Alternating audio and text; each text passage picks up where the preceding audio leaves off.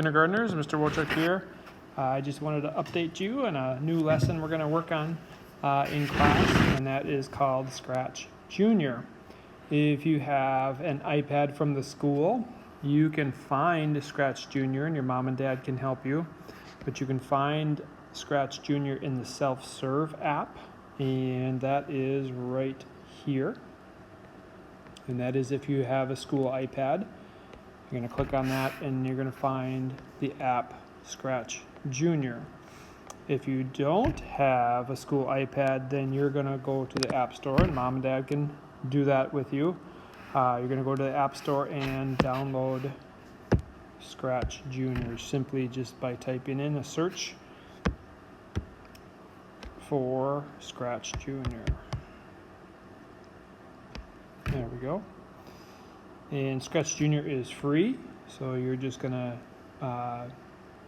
download it, and you can use it as often as you would like and be creative with it. So again, Scratch Junior is free, and it's a great app to learn some basic coding skills in. So I'm going to go to Scratch Junior on my iPad. And on Scratch Junior, when it opens up, it's going to ask you if you would like to use your microphone or camera, and say yes to both. You're going to say okay, and then it's going to come up with 3 circles, an apple and a school, and then I think a question mark. Click on or a house. Click on the house because you're at home. It doesn't matter. You can click on the apple too, and then it's going to come to this screen here, and you're going to click on the house again. And when you click on the house, you're going to go to the projects page, and you will not have any projects in yours. It'll all be white. Okay, so you're just going to click on this page with a blue circle on it with a plus sign in the middle. Just go ahead and click on that page. Click on that plus sign. And when you click on that plus sign, this is the palette for Scratch. And the one thing I want you to do is just take a look at it, and there's lots of things to look at, and it might seem a little confusing, and that's okay, and I'm not going to go over everything with you. We're just going to go over a few of the basics. So if I just want to type my name on my paper, I'm just going to type the ABC circle here and type my name. So if my name was Bob, I would type Bob.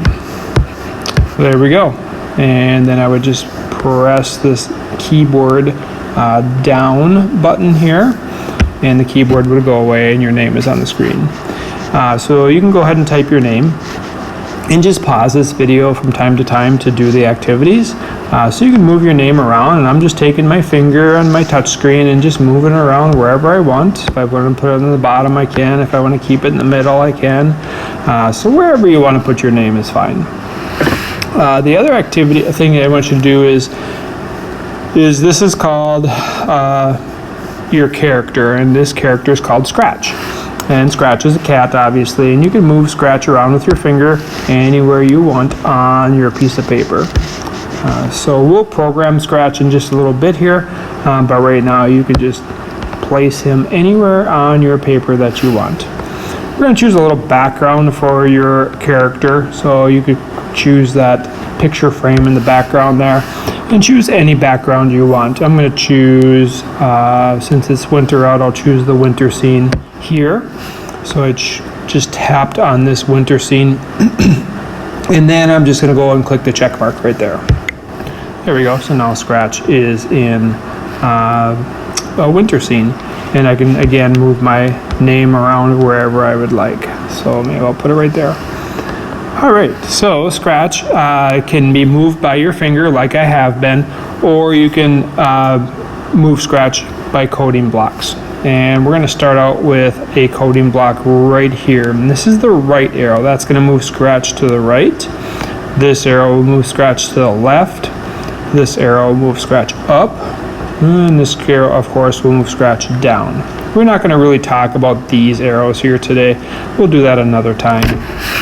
So if I drag this arrow down with my finger to the workspace down below where Scratch Cat is down here, that's important to know that right now you see Scratch Cat That will be important for later, but not for today. Well, actually, I think I'm going to add another character. So that is important that we do see that cat there. That means we're programming Scratch Cat only. So my arrow means it's going to move to the right 1 step. So if I tap on this arrow with my finger, I'll do that right now, Scratch Cat moves 1 step to the right. And if I tap on it again, Scratch Cat moves 1 step to the right. So if I just keep tapping on it, Scratch Cat will move 1 step to the right. Well, I don't want to keep tapping on that arrow. I want Scratch Cat to go across my page without me having to tap on the arrow to get him to move.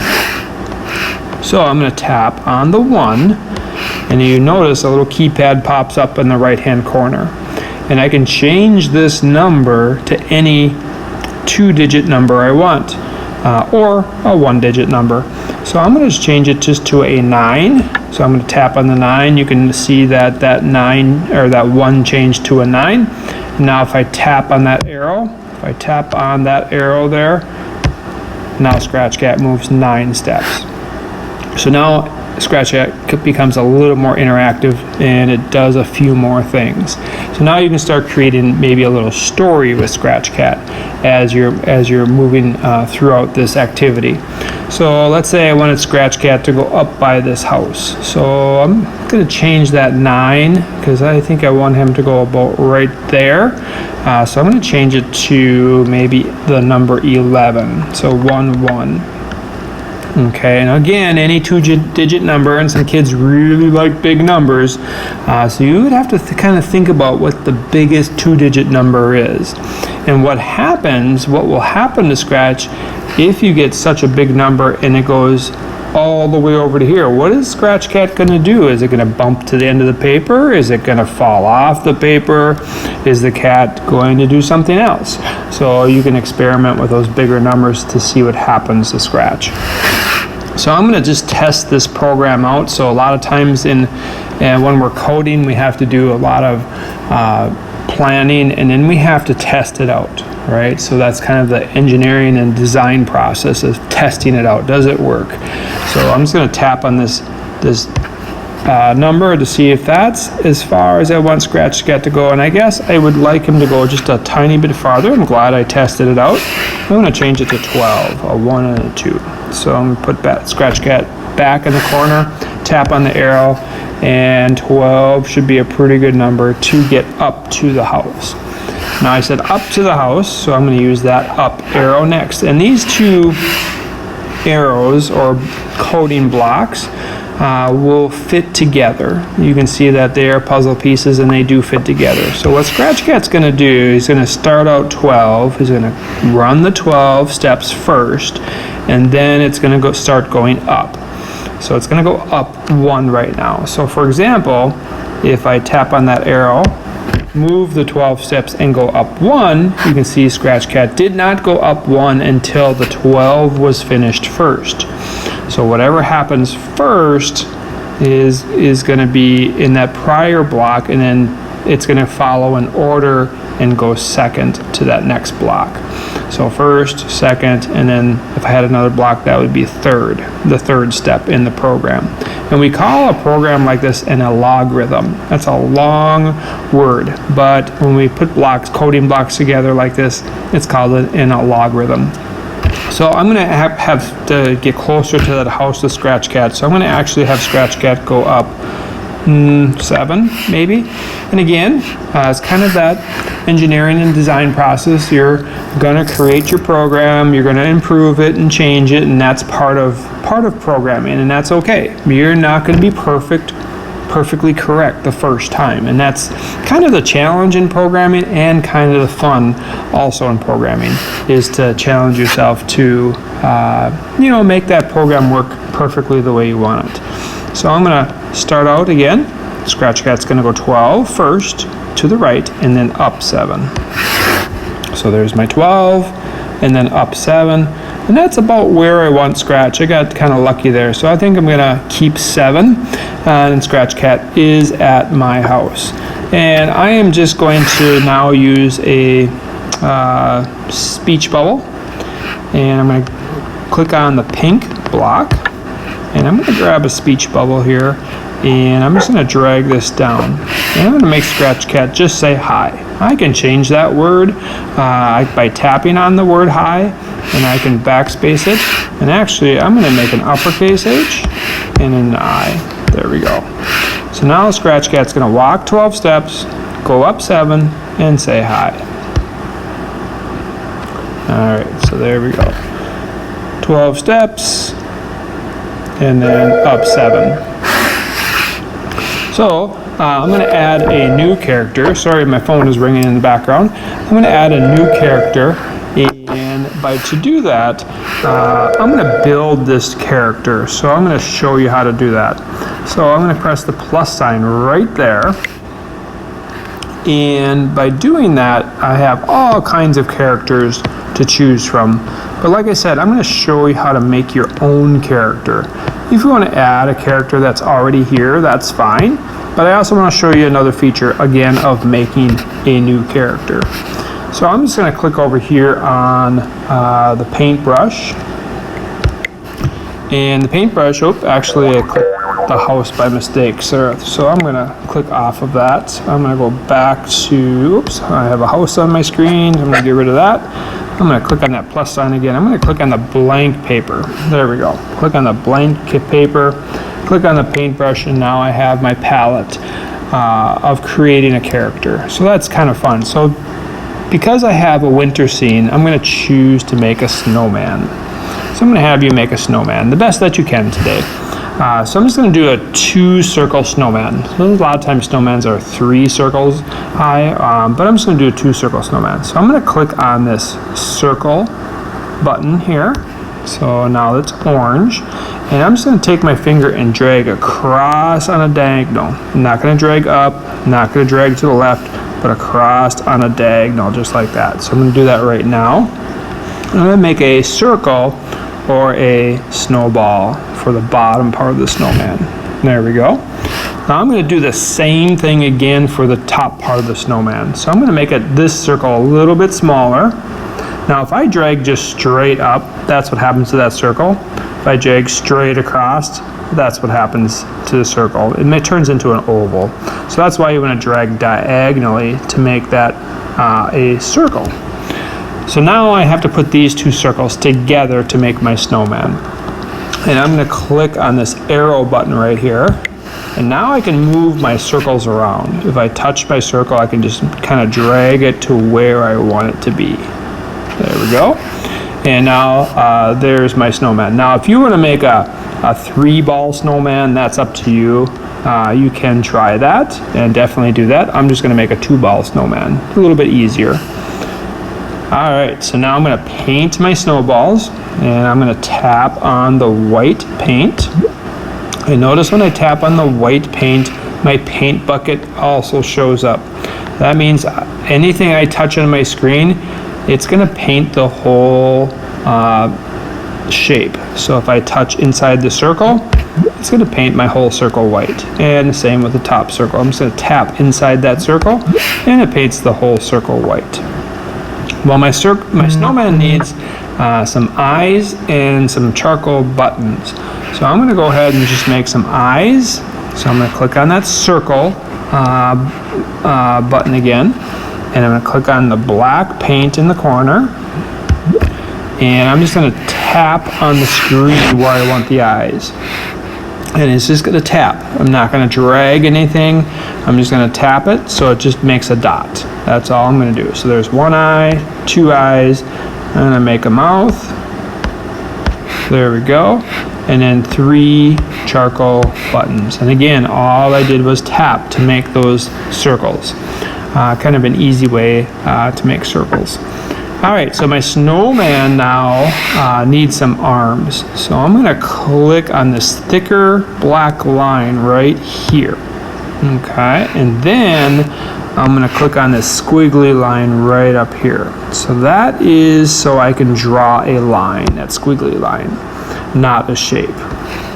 And then I'm going to make some brown arms. I'm going to click on the brown paint. So I'll review that again.